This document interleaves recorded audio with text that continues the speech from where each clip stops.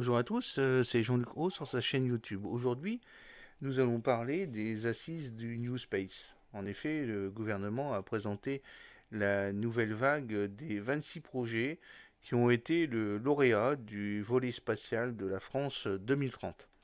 Alors, cela a pour but d'accompagner la transformation du secteur spatial français en intégrant toutes les composantes de la chaîne de valeur de la recherche aux utilisateurs des solutions spatiales, en passant par tous les secteurs amont et aval des capacités spatiales.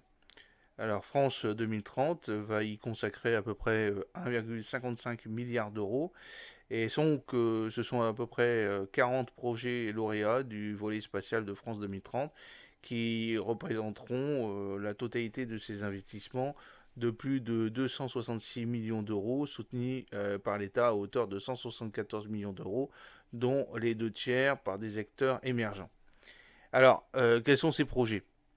Alors, ces projets sont articulés autour de trois axes stratégiques. Premièrement, assurer à la France un accès autonome à l'espace en participant pleinement à la course aux alternatives privées qui rythment aujourd'hui la scène internationale. Deuxièmement, sur les constellations, prendre des positions stratégiques et préparer notre industrie spatiale et de nombreuses innovations en orbite basse en matière d'observation de la Terre et de connectivité. Et troisièmement, positionner favorablement notre écosystème sur les nouveaux marchés et les nouveaux usages du spatial, des services en orbite et à la surveillance de l'espace.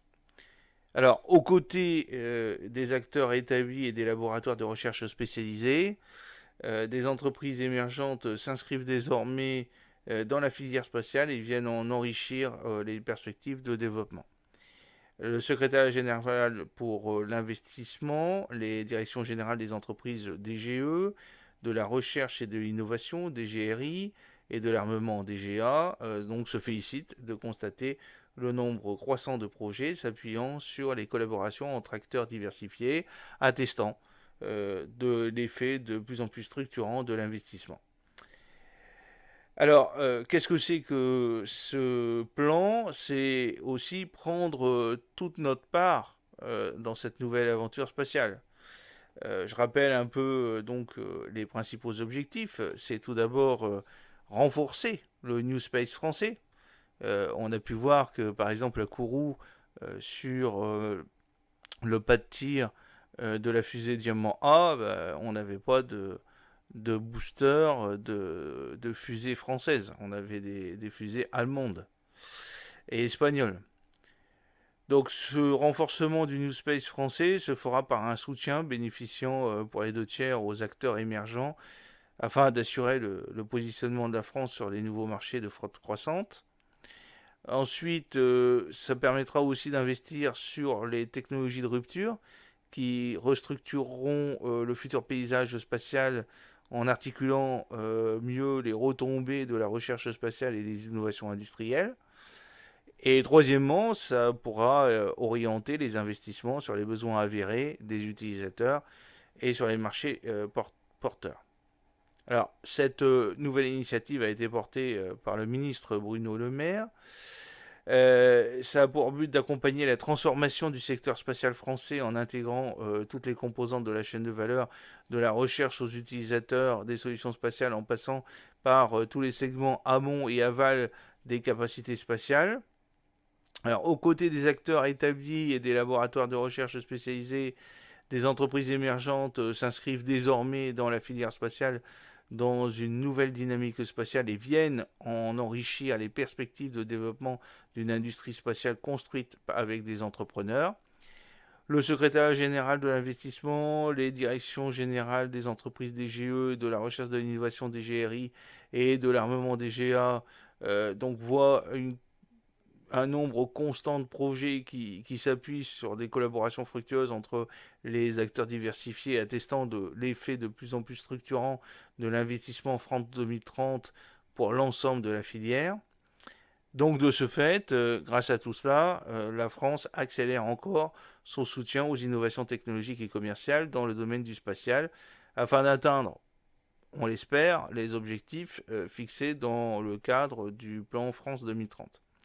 Alors ce sont je l'ai dit, 40 projets qui sont soutenus. À cette occasion des assises du New Space, donc Bruno Le Maire, Sébastien Lecornu et Sylvie Rotaillot ont présenté la nouvelle vague des 26 projets lauréats qui sont articulés en trois axes comme je l'ai défini précédemment.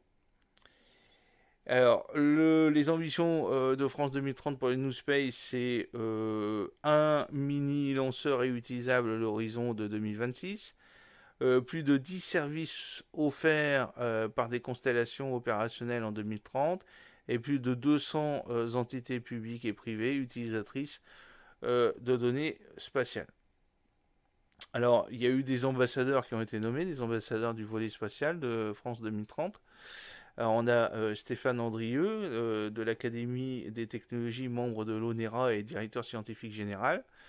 Anne Seland, qui est cofondatrice et CEO de Tosmi. Hervé Deray, qui est de Thales Alenia Space, PDG et groupement des industries françaises aéronautiques et spatiales. Logifas, président de la commission espace. Antoine de Chassis, Love Orbital, cofondateur et président. François Chopard de Starbus, fondateur et CEO. Magali Vessière, IRT Saint-Exupéry, qui est la présidente. Et Yvan Michel Erkich, qui est managing partner. Alors, il y a eu un appel à projet Constellation. Cet appel a été lancé en octobre 2022. Ça vise, dans un contexte de croissance des activités spatiales et d'émergence de nouvelles applications et marchés, à soutenir le développement et l'industrialisation de nouveaux composants, systèmes et sous-systèmes de constellation de satellites et leurs technologies habilitantes. Donc, en réponse aux besoins de connectivité, d'observation de la Terre, de positionnement et de navigation, d'essais et de démonstration, et de validation en orbite et de recherche scientifique, cet appel à projet cible principalement la maturation de systèmes et de briques technologiques. Par exemple, on peut citer les satellites, qu'il s'agisse aussi bien de capteurs que de plateformes et les différents composants qui la composent.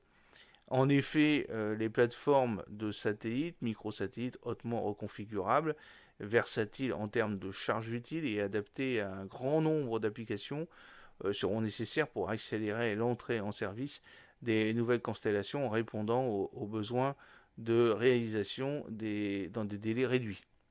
Ensuite, on aura les moyens au sol, bien entendu, couvrant les réseaux de stations et les centres de contrôle et d'émission.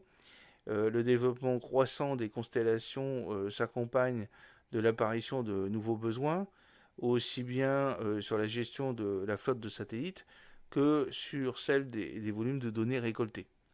Ensuite, on aura le développement des solutions françaises et des terminaux utilisateurs en réponse à des besoins duaux. À cet égard, la mise au point de terminaux multi-orbites et multifréquences, bande Q, K, K1000, etc., à bas coût, doit permettre au plus grand nombre de pouvoir utiliser des constellations sécurisées et souveraines. Alors, les projets en cours d'instruction approfondie dans le cadre de l'appel à projet Constellation, ce sont une vingtaine d'acteurs, c'est quand même pas mal, qui ont répondu à l'appel à projet, qui a été réalisé pour le compte de l'État par BPI France. Donc il y a 9 projets rassemblant 28 entreprises qui sont en cours d'instruction et qui devraient être présentés pour le financement à hauteur d'une quarantaine de millions d'euros sur une assiette totale présentée de 105 millions d'investissements publics et privés pour ces nouvelles constellations. La contribution française à la future constellation européenne de connectivité qui s'appelle IRIS pourra en outre capitaliser sur ces innovations engagées par France 2030. Alors, on a par exemple le projet 5G et Sky Tower de Thales Alenia Space à Cannes. Donc, ce projet s'appuie sur le nouveau standard 5G NTN, Non-Territorial Networks, et propose une solution intégrée associant l'accès 5G par satellite, le réseau d'infrastructure sol, les terminaux accès direct utilisateur des terminaux IoT. Alors, complémentaire des systèmes large bande, cette constellation compatible avec la norme 5G NTN offre un accès mobile à moyen débit aux utilisateurs et sa couverture mondiale supportera le développement des marchés IoT verticaux, le développement de nouveaux éléments d'architecture 5G NTN et de nouvelles technologies d'industrialisation qui seront essentielles à la fabrication des sous-systèmes fabriqués en France. Le projet permettra à Thales Alenia Space et ses partenaires en France de se positionner en tant que leader sur le marché et de sécuriser le projet commercial de constellation avec un opérateur satellite majeur. Ensuite, on a le projet Connex de Cedra Technologies, qui est une TPE à Mélan, dans la région Auvergne. Donc le projet Connex vise à développer des systèmes de communication optique New Space pour la connectivité sécurisée. Ce projet cible le marché des constellations pour la connectivité à haut débit, Internet, observation, connectivité optique et Faderlix. Ce projet est mené par un consortium collaboratif, Cedra Technologies, qui est le porteur et qui prend en charge la mécatronique avec l'appui de Silas pour les revêtements optiques. Après, on a Bertin Windlight qui se positionne sur les miroirs optiques et Microtech qui se positionne sur l'électronique du New Space. Ensuite, on a le projet Corosol qui est de Kellab PME à Rennes. Alors, ce projet a pour objectif le développement des concepts d'opération d'un réseau de stations sol optiques, OGS pour Optical Ground Stations, avec le but de fournir un service de connectivité aux opérateurs de satellites basse orbite, LEO pour Low Earth Orbit. Alors, en particulier, ce projet visera à développer et réaliser une station sol optique qui est industrielle, robuste et fiable, capable d'opérer dans des conditions de forte turbulence atmosphérique et 100% pilotable à distance, et à développer les concepts d'opération d'un réseau d'OGS prenant en compte notamment les disponibilités des OGS en fonction des conditions météorologiques. Ça permettra aussi de lancer un satellite LEO intégrant un terminal de communication laser et à expérimenter la communication laser entre les satellites et un réseau de 2 OGS. Alors, le projet il est porté en partenariat avec Unselslab qui opère des satellites d'observation des missions RF depuis l'espace et qui peuvent bénéficier des communications optiques rendues possibles par les composants et infrastructures au sol fournis par Calap. Ensuite, on a le projet GESAT de la société Absolute Sensing, qui est aussi une PME à Cessiné et Parisé, en Auvergne. Alors, cette entreprise et ses partenaires proposent un projet visant à structurer la filière française de la détection satellitaire des gaz à effet de serre, GES. Leur ambition, en fait, est de devenir numéro un mondial sur le marché des surveillances satellitaires des GES et d'offrir à la France, bien entendu, une solution souveraine en la matière. Ensuite, on a le projet ePose de Sophia Engineering PME à la Valbonne, dans la région Provence-Alpes-Côte d'Azur.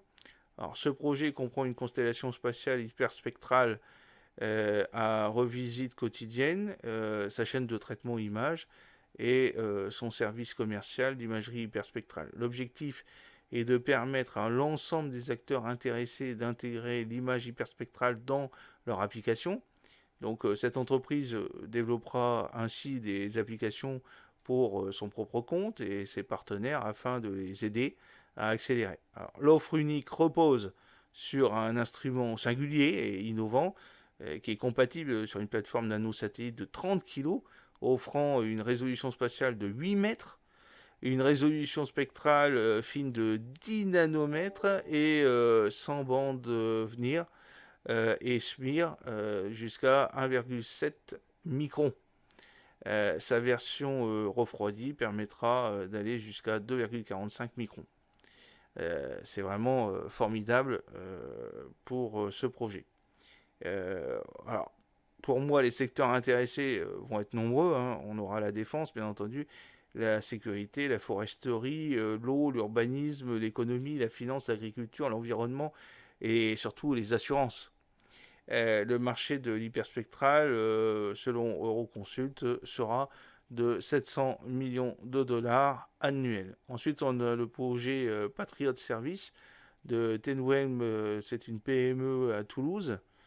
Il s'agit alors de développer, de tester et d'industrialiser et de commercialiser en 2024 des services de connectivité par satellite géostationnaire les plus performants et compétitifs répondant aux besoins du haut.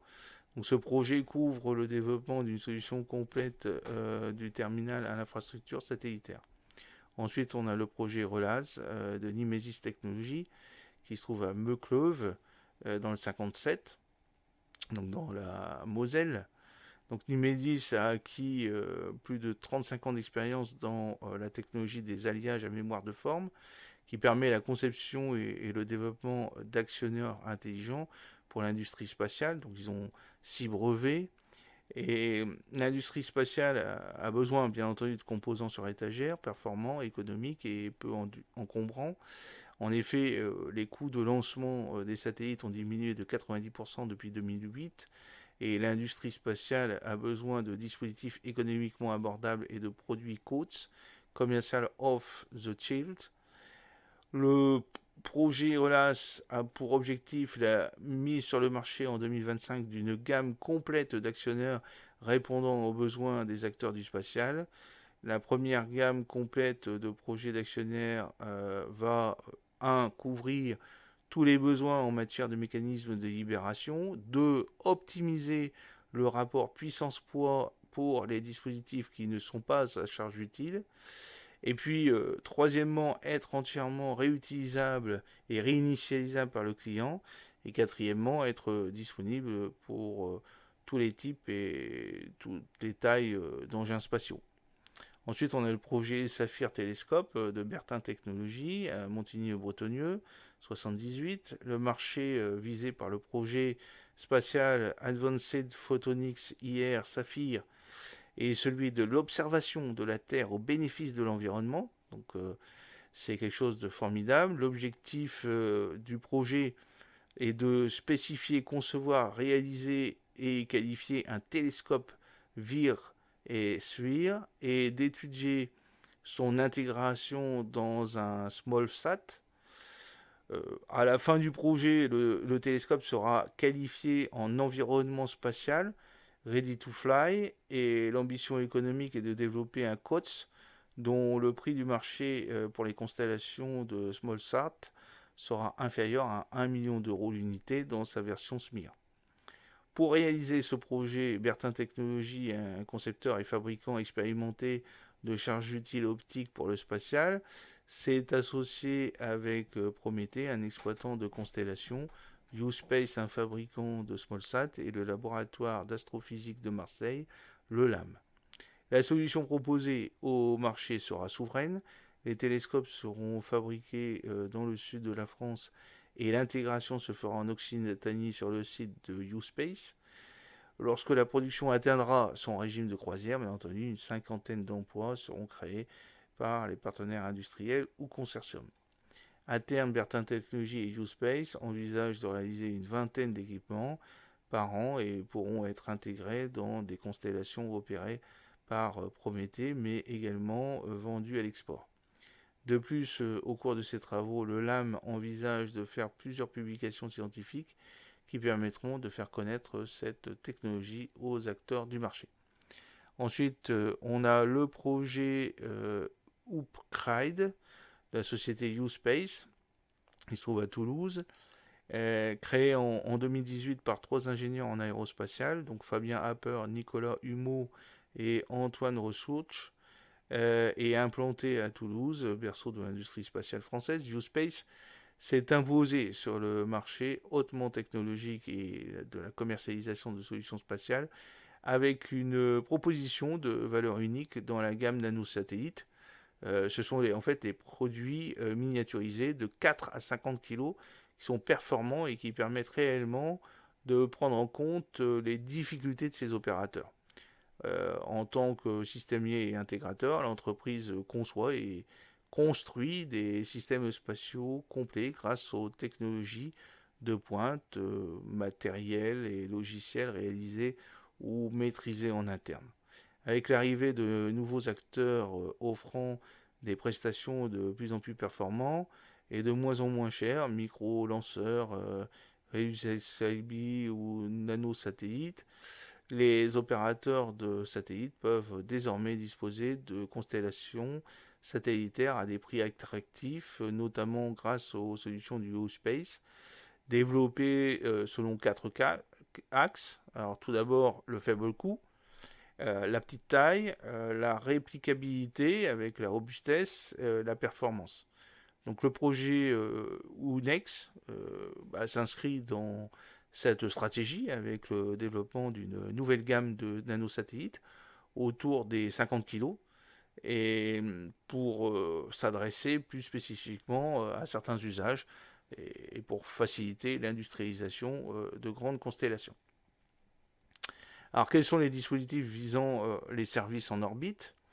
Comme vous savez, le contexte d'émergence de nouvelles applications spatiales et d'apparition de nouveaux besoins esquisse la croissance d'un marché pour la valorisation de plusieurs catégories de services en orbite, les SEO, parmi lesquels on trouve notamment, et c'est pas uniquement cela qu'on peut retrouver, mais c'est les principales. Tout d'abord, les inspections en orbite de satellites, les débris, les constellations régulièrement ou ponctuelles.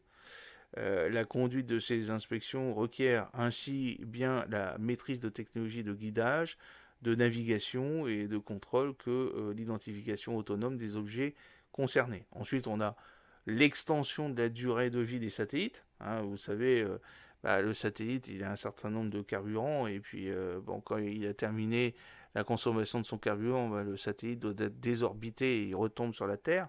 Donc là, en fait, compte, le but, c'est d'étendre la durée de vie des satellites, qu'il s'agisse d'opérations de remorquage ou de ravitaillement ou de maintenance en orbite. La conduite de ces opérations nécessite, outre la maîtrise des opérations d'inspection, celle de technologies de rendez-vous, hein, ce qui n'est pas simple, de capture, d'arrimage ou d'autres opérations robotiques autonomes sur un objet spatial coopératif ou non coopératif. Ensuite, on a la gestion de la fin de vie des satellites hein, et des débris spatiaux.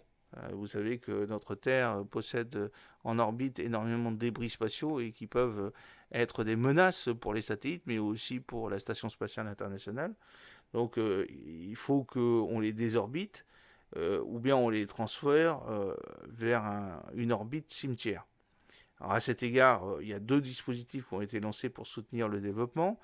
On a le CNES pour le compte de l'État qui a lancé un appel d'offres pour la mise au point et la pose de petits satellites à l'aide d'une solution optimisée dite dispensaire motorisé, pouvant mettre à la poste lors d'un même lancement plusieurs satellites sur des orbites légèrement différentes. Donc cet appel d'offres adresse deux missions distinctes dans des lots séparés, donc l'orbite basse LEO et l'orbite géostationnaire GEO. La mission en orbite basse a été attribuée à la société ExoTrail pour son projet Athos, Access to Orbit with Spacevan. Et les missions en orbite géostationnaire sont attribuées à ExoTrail pour son projet Athos Geo et Thales Alien Space pour son projet Astret. En parallèle, il y a eu un autre appel à projet qui a été lancé en décembre 2021 pour contribuer de manière compétitive au développement des services en orbite, commercialement viables, en exploitation et accélérer l'innovation sur les fonctions des technologies critiques qui influent directement sur la fourniture et les performances des nouveaux services. Alors ces appels à projets ciblent particulièrement, vous avez bien compris, les services avec un potentiel commercial avant 2030 et permettront d'atteindre le meilleur compromis entre le coût et la fiabilité. Alors les premiers lauréats pour ces services en orbite, on a le projet SIPACO de Spacelab, qui est une PME à Paris. Alors, qui souhaite développer des capacités et des outils analytiques dédiés à la surveillance de l'espace. Ces équipes travaillent à fournir depuis la France un niveau inégalé de précision et de certification de l'état des actifs en orbite terrestre basse grâce à une approche complète sol, espace, SST et SWE. Dans ce contexte de la prolifération des activités spatiales en orbite basse et de l'augmentation des risques de collision de façon exponentielle en cas de pic d'activité solaire, le projet CIPACO pour capacité d'inspection pour assurabilité des constellations en orbite terrestre basse consiste à développer une solution inédite permettant la maîtrise du risque, de l'identification et de la mesure à la prévention et à la résolution des sinistres. Donc le projet a trois objectifs principaux. Premièrement, la collecte de données SSA et le développement d'algorithmes d'analyse. Deuxièmement, le développement d'un satellite pour inspecter des constellations de satellites, détecter les défauts, les débris, les impacts de météo spatiale jusqu'à 12 mm et aider à la désorbitation, une plateforme qui aide à la gestion des risques et à la prise de décision, notamment concernant la désorbitation. Ensuite, on a le projet Endurance d'Infinite Orbits, qui est une PME à Toulouse. Donc, cette PME a été fondée en 2018 dans les universités de Columbia et de Stanford pour répondre aux besoins en matière de navigation spatiale autonome et de rendez-vous, utilisant des approches qui sont totalement innovantes et des technologies de pointe dans l'espace basées sur l'intelligence artificielle et sur l'apprentissage automatique. Alors, ils sont établis en France depuis 2020. Ils développent et commercialisent des services en orbite à partir de services satellites s'appuyant sur des technologies de rupture telles que le rendez-vous spatial, l'amarrage en orbite ou la robotique.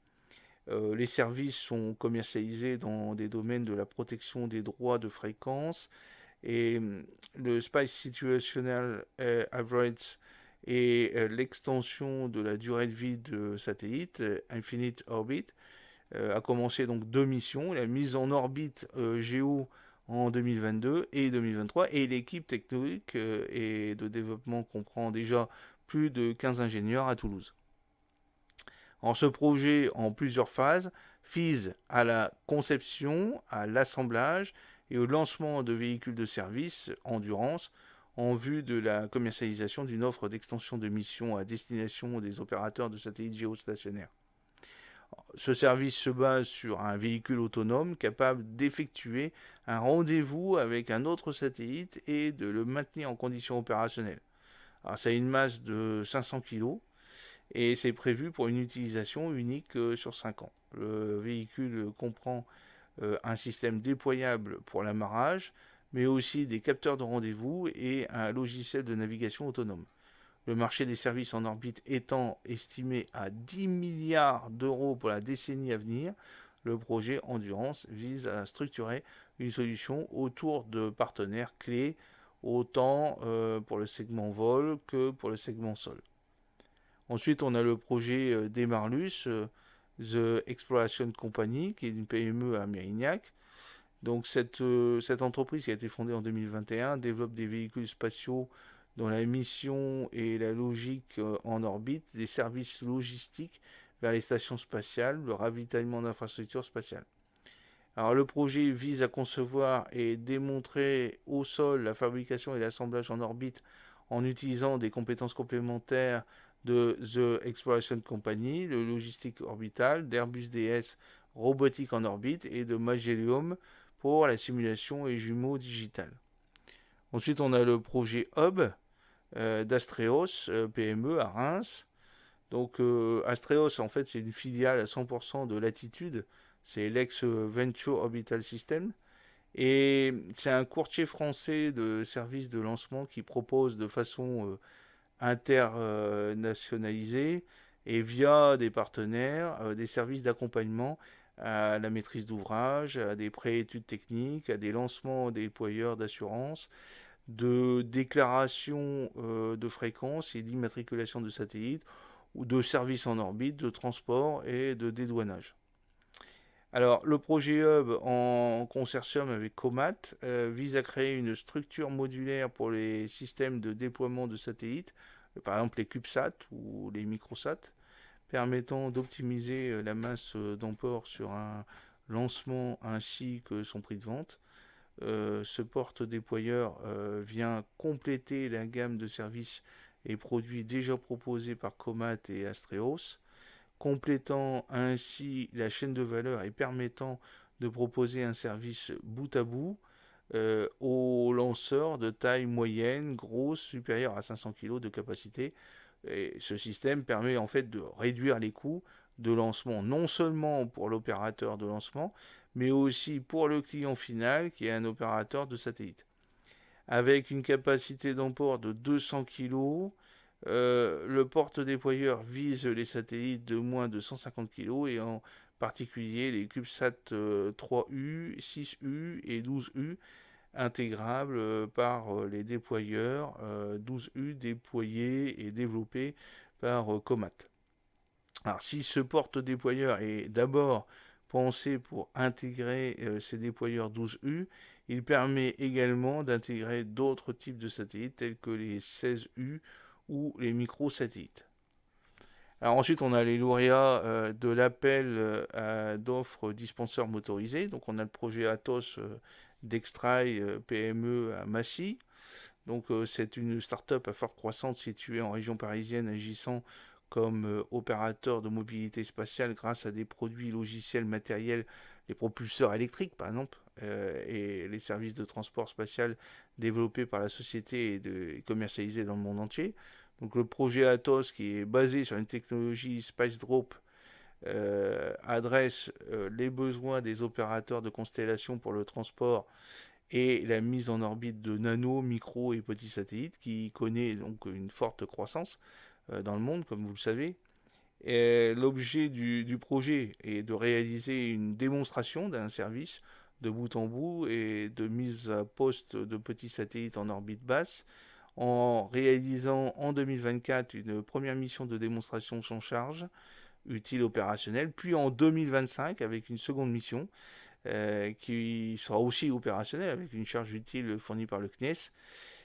Ce projet de dispenseur motorisé doté de systèmes de propulsion électrique a également été sélectionné pour réaliser une démonstration équivalente de service sur l'orbite Géo en 2025. Ensuite, on a le projet Astart de Thales Alenia Space de Cannes. Donc Thales conçoit et délivre des solutions innovantes pour les télécommunications, la navigation, l'observation de la Terre et la gestion de l'environnement, l'exploitation, les sciences et les infrastructures orbitales. Le projet ARSTAT s'adresse au marché de la mise en orbite de petits satellites qui connaît une forte croissance dans le monde. L'objet du projet est de réaliser une démonstration d'un service de transfert de l'orbite intermédiaire d'injection lanceur vers l'orbite opérationnelle d'un satellite sans qu'il ne soit nécessaire pour ce dernier de dépenser de l'énergie embarquée à l'aide d'une propulsion électrique. Donc Arstat vise à terme un panel de services complet avec le maintien en position, le ravitaillement, la désorbitation. Ça prévoit aussi une première mise en service à poste de type de démonstration sans charge utile, puis une seconde mise à poste de type opérationnel avec une charge utile fournie par le CNES à partir de 2025. Alors, les dispositifs ciblant la surveillance de l'espace, en répondant aux besoins des opérateurs de satellites et de préserver l'intégrité physique de leurs satellites et de les maintenir en conditions opérationnelles dans un contexte de croissance des activités spatiales. Les services de surveillance de l'environnement spatial, Space Situational Awareness, SSA, proposent des solutions de caractérisation et de précision des évolutions de l'environnement dans lequel ces satellites évoluent. Ces services permettent entre autres d'assurer leur mise à poste en toute sécurité et de se prémunir contre les dommages causés par des interférences physiques, collisions ou électromagnétiques, les orages, les brouillages, etc. Alors, ces enjeux sont aujourd'hui renouvelés par l'accroissement significatif du nombre de débris spatiaux dont le référencement et la prévision de leur trajectoire en orbite est d'autant plus difficile que leur taille peut se réduire à quelques centimètres. réfléchissez et pensez aux dégâts que nous pouvons voir sur la Station spatiale internationale. Moins d'1% de ces débris sont suffisamment grands pour être détectés et suivis avec des capacités existantes. Dans ce contexte, deux dispositifs ont été lancés pour soutenir l'essor des services des SSA. Donc, il y a eu d'abord un appel d'offres qui a été lancé le 29 avril 2022 et confié pour le compte de l'État au CNES pour obtenir comme objectif l'accroissement significatif de la sécurité des opérations spatiales grâce à la collecte de données d'observation spatiale. En effet, l'augmentation du nombre d'objets en orbite terrestre représente un risque pour l'environnement spatial en cas de fragmentation, pour les satellites et systèmes spatiaux en cas de collision, ainsi que pour la population en cas de retombée au sol. Donc les moyens de surveillance européens actuels auxquels la France a accès ne permettent pas d'observer ni de cataloguer tous les débris spatiaux dont la taille génère pourtant un risque de collision significatif, notamment en orbite basse. C'est pour ça que l'achat d'un service de fourniture de données de surveillance de l'espace, et c'est ça par le CNES, permettra ainsi d'améliorer la sécurité et la pérennité des opérations spatiales. Avec ces données de surveillance complémentaires et souveraines, le CNES disposera d'une meilleure capacité et d'une plus grande autonomie pour observer, suivre et cataloguer les populations d'objets orbitant autour de la Terre. Alors sur cette candidature déposée, 5 projets ont été sélectionnés pour une première phase de démonstration et services préopérationnels. En parallèle, il y a eu un autre appel d'offres qui entend participer au développement d'un écosystème compétitif et innovant de SSA dans une perspective de dualité permettant d'adresser des besoins privés comme institutionnels. Donc, ce schéma de soutien vise donc à étendre l'offre de services SSA en soutenant et stimulant les initiatives les plus prometteuses, qu'il s'agisse de la détection, l'identification et le suivi des objets spatiaux, la caractérisation des trajectoires en orbite et les risques de collision, et la gestion des données ou encore la météorologie spatiale.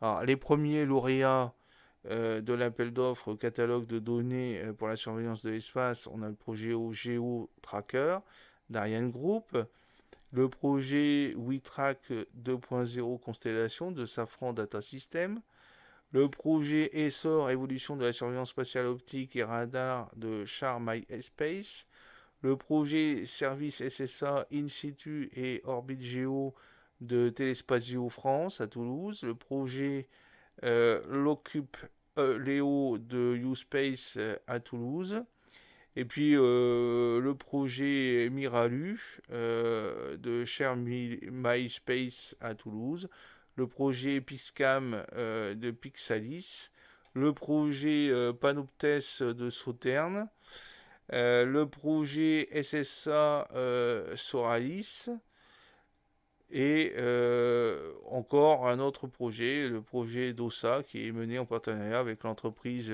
Unislar et le laboratoire d'astrophysique de Marseille, qui a pour ambition d'apporter en Europe une capacité de surveillance de l'espace démultipliée car entièrement décentralisée. Il y a eu aussi un appel d'offres pour la surveillance maritime, parce que, comme vous le savez, les océans sont un lieu hautement stratégique et de ressources primordiales pour l'ensemble de la population. Ça permet d'échanger de plus en plus durablement, de nourrir une part primordiale de l'humanité et contribue de manière essentielle au cycle de l'eau et du carbone. Donc leur préservation, bien entendu, est nécessaire et donc ça nécessite une attention forte avec un suivi et une surveillance renforcée du comportement des navires en mer. Pour cela, il y a eu un lauréat qui est le projet sur Mars de Unsenlab à Rennes. Donc le plan d'investissement France 2030 traduit une double ambition, transformer durablement les secteurs clés de notre économie, santé, énergie, automobile, aéronautique ou encore espace par l'innovation technologique et pour positionner la France non seulement en acteur mais aussi en leader dans le monde de demain. C'est inédit par son ampleur, hein, comme je l'ai dit, 54 millions d'euros qui seront investis par nos entreprises, nos universités, nos organismes de recherche. Ça sera mis en œuvre collectivement, pensé et déployé en concertation avec des acteurs économiques, académiques, locaux, européens pour déterminer les orientations stratégiques et les actions phares. Et c'est piloté par le secrétariat général de l'investissement. Alors j'espère que cette petite vidéo vous a plu. Si oui, cliquez sur le pouce bleu. Ne pas oublier de vous abonner, de faire abonner vos amis, de transférer cette vidéo sur Facebook, sur tous les réseaux sociaux possibles et imaginables, et de l'envoyer par mail à vos amis. Vous pouvez me poser des questions, bien entendu, en commentaire, et vous pouvez me demander d'autres sujets, bien entendu. Fidèlement, Jean-Luc O, à bientôt.